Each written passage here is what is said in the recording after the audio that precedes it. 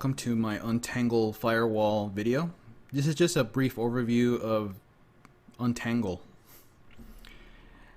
A while ago, a very long while ago, there was a lot of reports on the news saying how a lot of the home wireless routers were being infected, backdoor, hacks, and people, they were pretty much left feeling vulnerable that anybody can access their home network from the outside. At the time, I took it upon myself to kind of do my own research, and at the time I was actually piecing together my home network rack. So I bought a Dell R710 server and installed Proxmox on it, and the very first thing I installed was a firewall. So I installed the Untangle software on it, which is free to download. All you need is an email to register with them, and once you create an account, that account will be tied to this. So let's go ahead and log in.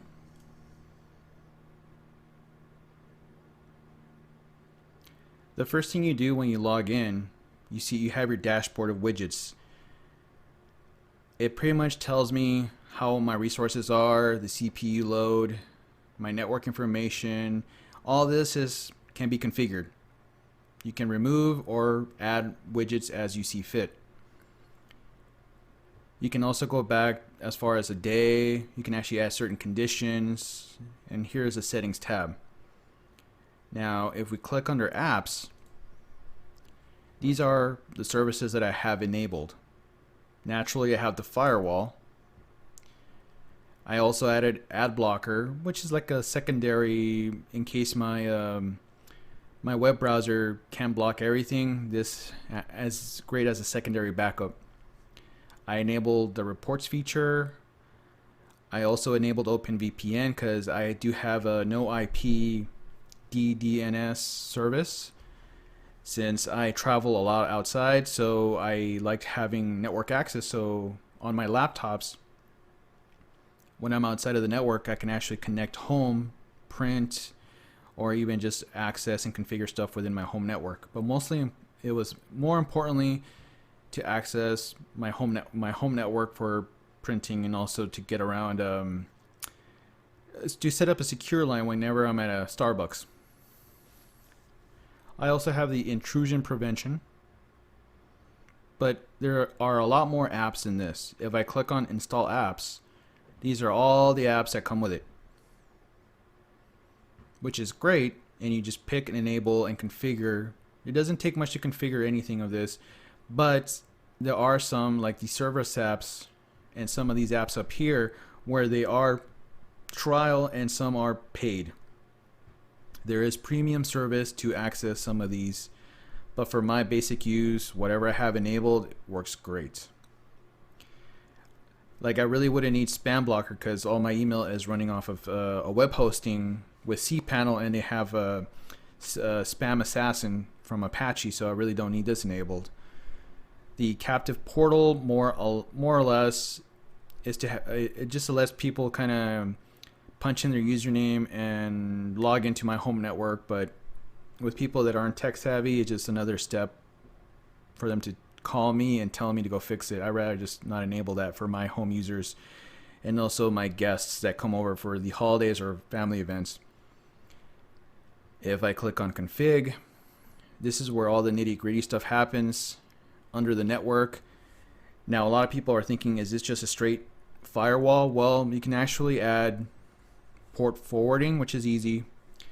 Some of the other products that I've tried, which I documented on my blog at lobonight.com under the tech categories, I did play around with other products at the time, and Untangle made port forwarding the easiest, and it works.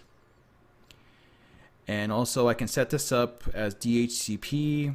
I can set it up as DNS, but DHCP and DNS are handled by another server. So this is just a dedicated firewall and gateway for my whole home network. But I do have that option in case I ever want to migrate my DHCP to here. I have that option, but for my home testing and for whatever I wanted on my home network, it just made sense to me. Again, your miles will vary, and whatever you want to set up at your place, rock on. I mean, but this is just what works for me. I got the administrator account here, plus other users can come in here and modify it, but for my home network, I'm the only one who gets to modify anything. I can click here on events to see what's going on. Email, you set up your email account here, and also you get notifications. If there's any suspicious activity, updates, whatever, it'll notify you. It's very good about that. The local directory is pretty much where you save your configurations. Upgrade, you can do the manual upgrade, but I left it alone as automatic updates.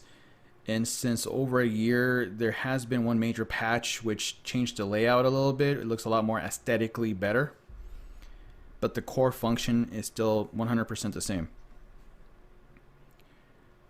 And if we click on reports, it tells you how many categories you have, how many apps, over 118 reports with charts and everything. You can export all that. You can actually just check it here individually on each one of the sections you want to see. I kind of come in here and kind of do a little audit to see, you know, what's working, not working. But so far, the firewall has been flawless. I haven't had to tinker with this or mess with it since the day I set it up. I only log in to check out, just to check out the reports. I have this tied to my all incoming traffic and outgoing traffic go through here, and it's connected to my Spectrum cable internet. Like I said, I also have the sessions, the hosts, the devices, the users, which will tell you the same thing here, but this is a shorthand version of it. Now, from a scale of 1 to 10, I would rate Untangle as a 9. After dealing with some of the other open source products out there, yes, there are parts where you have to pay for the premium, but again, it goes to whatever you need it for. Configure it to your liking. But for me, the free one works very beautiful, very stable, hardly any downtime. I mean, downtime in itself was one time, and that was because my IP changed on through my ISP, so I just had to go into the system and just reboot it, and it caught it, and it's been stable since then. My network doesn't feel bogged down. It's very zippy. Like I said, I love this product.